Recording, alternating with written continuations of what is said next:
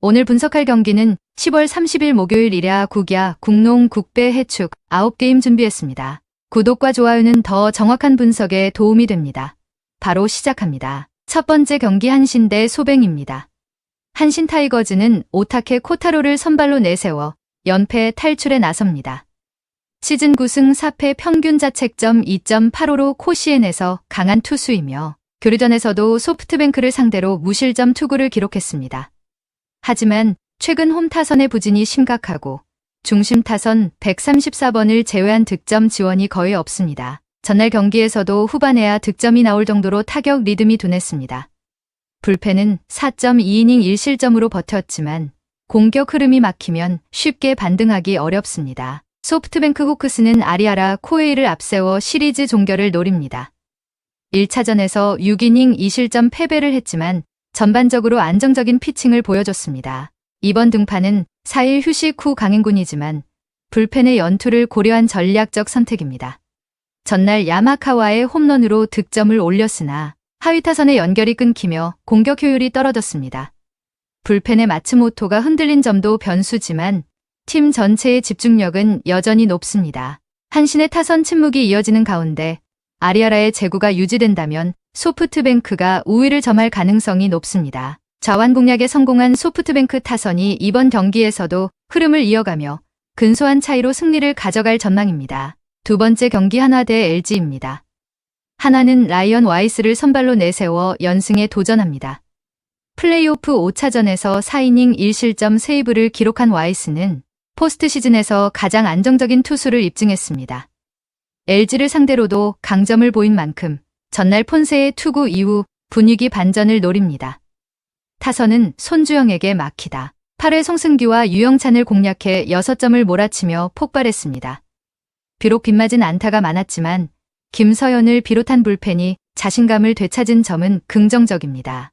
LG는 요니 치리노스를 선발로 내세워 반격을 준비합니다. 10월 1일 NC전에서 4이닝 3실점으로 부진했던 그는 부상 여파로 컨디션이 완벽하지 않은 상태입니다. 타선은 전날 김현수의 솔로 홈런으로 흐름을 만들었지만 불펜 송승기의 피로 누적으로 8회에만 6실점하며 대역전패를 허용했습니다. 다만 LG는 시즌 내내 후반 집중력이 강한 팀으로 치리노스가 5이닝만 버텨줘도 불펜이 흐름을 되찾을 가능성이 큽니다. 한화가 타격 리듬을 이어가려 하지만 LG의 후반 집중력과 불펜 깊이가 변수가 될 전망입니다. 양팀 선발의 피로가 비슷한 만큼 후반전 클러치 싸움에서 앞서는 LG 트윈스가 신승을 가져갈 가능성이 높습니다. 세 번째 경기 현대모비스 대 수원 KT입니다. 울산 현대모비스는 최근 창원 LG전에서 75대 87로 패하며 홈부진이 이어졌습니다. 전반에 리드를 잡고도 3점슛 성공률이 26.3%에 머무르며 후반 집중력 저하가 뚜렷했습니다. 옥존과 해먼즈가 클러치 상황에서 결정력을 보여주지 못했고 장신 라인업의 전환 수비도 느려 실점을 허용했습니다. 하지만 이번 경기에서는 게이지, 프리맥과 함께 높이 싸움에서 우위를 점할 가능성이 있습니다.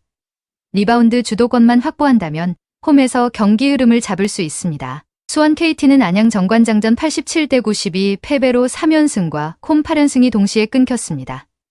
데릭 윌리엄스가 22점, 김선영이 18점을 올렸지만 리바운드에서 24대 32로 밀렸고 세컨 유닛 싸움에서도 완패했습니다. 조직력과 수비 집중력이 흔들리며 승부처를 지키지 못했고 속공으로 연결된 실책이 많았습니다. 하지만 윌리엄스의 득점 감각은 여전히 살아있고 김영환, 이상민 등 외곽 슈터들의 컨디션이 올라온다면 반전의 여지도 있습니다. 울산 현대모비스는 높이와 인사이드 공격에서 우위를 바탕으로 홈 경기 반등이 기대됩니다. 수원 KT는 리바운드 약세와 세컨 유닛 부진이 이어진다면 어려운 승부가 될 전망입니다. 골밑 장악력에서 앞서는 울산 현대모비스가 근소한 차이로 승리를 가져갈 가능성이 높습니다. 네 번째 경기 KB손해보험 대 OK저축은행입니다. KB손해보험은 세터의 볼 배급과 시선 유도로 상대 블로킹을 무너뜨리는 팀입니다. 세터가 블로커의 주의를 끄는 순간 비에 나가 반대 코너로 침투하며 한 박자 빠른 공격을 완성합니다. 야쿠브는 중앙 속공으로 템포를 조절하고 나경복은 측면에서 코스를 다양하게 가져가며 안정적인 득점을 이어갑니다. 리시브 라인의 이준영도 후위에서 세터 연결을 매끄럽게 이어가며 전체 흐름을 유연하게 만듭니다. 홈에서는 세트 전환 속도가 빠르고 공격 밸런스가 안정적입니다. OK저축은행은 디미트로프의 강타로 초반 분위기를 잡지만 세트 후반으로 갈수록 체력 소모가 커집니다. 전광희는 리시브와 수비에서 중심을 잡지만 공격 템포가 일정하지 않아 리듬이 끊길 때가 있습니다. 초대인은 블로킹 타이밍은 좋지만 중앙 커버 이동이 늦고 박창성은 세터와의 호흡이 불안정합니다. 리시브가 흔들리는 순간 공격 루트가 좁아지고 후반엔 블로킹 대응이 늦어지며 전체 밸런스가 무너집니다. 세터의 시선 유도와 비에나의 빠른 침투가 완벽히 맞물리는 KB손해보험이 전환 템포에서 앞서 있습니다. 체력과 조직력 모두 우위에 있는 KB손해보험이 홈에서 안정적인 흐름으로 승리를 가져갈 가능성이 높습니다. 다섯 번째 경기 페퍼저축은행 대 현대건설입니다. 페퍼저축은행은 초반 빠른 템포로 분위기를 끌어올리지만 랠리가 길어질수록 조직력이 무너지는 약점을 보입니다. 시마무라는 블로킹 타이밍은 뛰어나지만 측면 커버가 좁고 박은선은 세터와의 합이 불안정해 공격 리듬이 끊깁니다. 박정환은 공격의 핵심이지만 볼 분배가 일정하지 않아 연속 득점이 어렵습니다. 리시브 라인 역시 흔들리며 세터 연결이 늦어지고 결정구 완성도가 떨어집니다. 결국 후반부에는 서브 리턴이 불안정해지면서 블로킹 대응까지 늦어집니다. 현대건설은 세터의 볼 분배가 정교하며 오픈 퀵백 어택을 균형 있게 섞어 상대 수비를 흔듭니다. 카리는 사이드에서 집중력을 유지하며 득점을 책임지고 정지우는 빠른 속공으로 공격 흐름을 매끄럽게 이어갑니다. 자스티스는 후위 수비 안정감을 제공하고 양효진은 블로킹 타점으로 상대 공격을 차단합니다. 또한 서브 타이밍 조절로 상대 리시브를 무너뜨리며 세컨드볼 전개를 제한하는 전술이 돋보입니다. 세트 후반 집중력과 전환 템포 모두 리그 상위권입니다. 현대건설은 세터 템포 조율과 공격 밸런스에서 완성도가 높습니다. 반면 페퍼저축은행은 리시브 불안이 누적되며 후반 집중력이 떨어질 가능성이 큽니다. 전술 완성도와 템포 조절에서 앞서는 현대건설이 안정적으로 승리를 가져갈 전망입니다. 여섯 번째 경기 창원 LG 대 뉴타이페이 킹즈입니다. 창원은 4연승 흐름을 이어가며 홈에서 좋은 경기력을 보여주고 있습니다. 최근 경기에서 아셈 마레이가 골밑을 완벽히 장악했고 칼타마요는 돌파와 외곽을 오가며 27점을 기록했습니다. 리바운드와 외곽 수비 집중력 모두 안정적이며 4쿼터 집중력이 특히 인상적입니다. 1쿼터 출발이 다소 불안했지만 경기 중반 이후 전환 수비와 세컨드 찬스 득점이 개선되며 완벽한 역전 드라마를 만들었습니다. 전력 밸런스와 팀 에너지 모두 상승세를 타고 있습니다. 뉴타이베이 킹스는 제러미 린 은퇴 이후 전력 리빌딩 과정에 있습니다. 워시번과 사니 사카키니가 골밑을 책임지고 있지만 외국인 선수들의 합이 완성되지 않았습니다. 주전 가드 조셉 린이 팀의 중심을 맡지만 전반적인 수비 로테이션과 실책 관리에서 불안한 모습을 보입니다. 감독 교체와 조직 변화로 인해 전력 완성도가 떨어지며 첫 경기에서도 홈에서 대패를 기록했습니다. 원정에서는 더욱 힘든 경기가 예상됩니다. 창원 LG는 홈 강세와 마레이, 타마요의 득점 밸런스를 앞세워 경기 주도권을 확실히 잡을 전망입니다. 반면 뉴타이베이 킹스는 리빌딩 과정 속 전술 완성도가 부족합니다. 전력과 조직력 모두 앞선 창원 LG의 승리가 유력합니다. 일곱 번째 경기 칼리아리 대 사수올로입니다.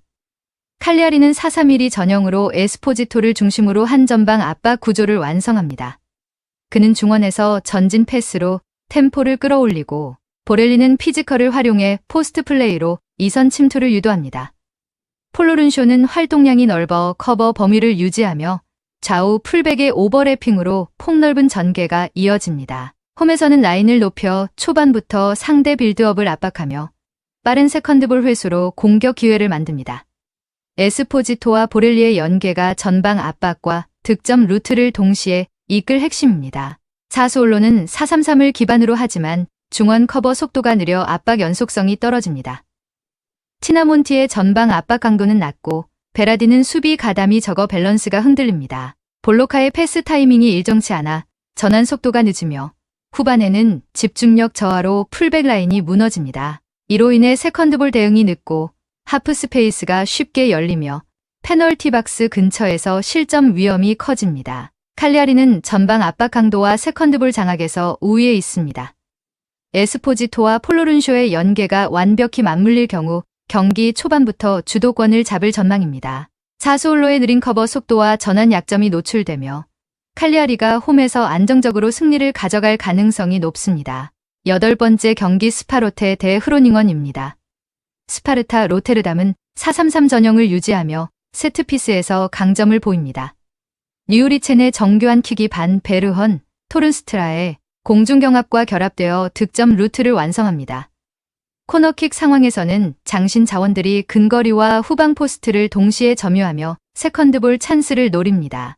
토른스트라는 중앙에서 패스와 전환을 조율하며 공격 리듬을 안정시키고 리우리첸의 킥 정확도가 연결될 때 공격 효율이 극대화됩니다.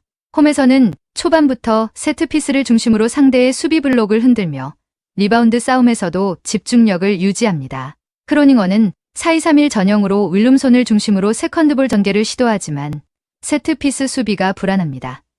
근거리 존 디펜스에서 마킹이 자주 끊기고 커버 타이밍이 늦어 실점 위험이 높습니다. 타는 공격 템포를 조절하지만 압박이 강해질 때 볼 손실이 잦습니다. 후반으로 갈수록 수비 집중력 저하와 풀백 라인의 후퇴가 맞물리며 경기 후반 실점률이 상승하는 약점을 보입니다. 세트피스 집중력과 공중경합에서 스파르타 로테르담이 확실히 앞섭니다. 이우리첸의 킥과 반 베르헌의 타점 높은 헤더가 경기의 균형을 바꿀 가능성이 큽니다. 집중력과 전환 완성도에서 우위인 스파르타 로테르담이 홈에서 승리를 거둘 전망입니다. 마지막 경기 피사 대 라치오입니다.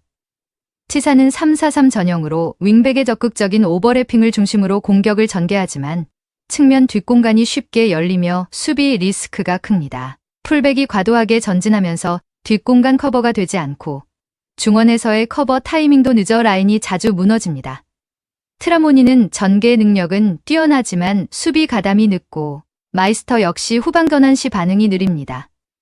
이로 인해 상대의 빠른 전진 패스 한 번으로 균형이 흔들리는 장면이 반복됩니다. 라치오는 4-3-3 포메이션으로 중원과 측면의 밸런스가 뛰어나며 피사요 델레 바시루가 핵심입니다.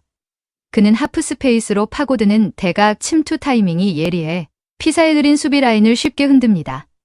카스텔리아노스는 포스트 플레이로 이선과 연계하며 세컨드 찬스를 만들어내고 자카니는 왼쪽에서 컷인 후 마무리 능력이 탁월합니다. 중원에서는 마르코스 안토니오가 템포를 조율하며 공격 리듬을 안정적으로 유지합니다. 피사의 측면 리스크는 라치오의 침투 패턴에 완벽히 노출될 가능성이 높습니다. 델레 바시루의 침투와 자카니의 컷신이 맞물리면 피사 수비는 균형을 유지하기 어렵습니다. 전술적 완성도와 전환 속도 모두 앞선 라치오가 경기 초반부터 주도하며 승리를 가져갈 가능성이 높습니다.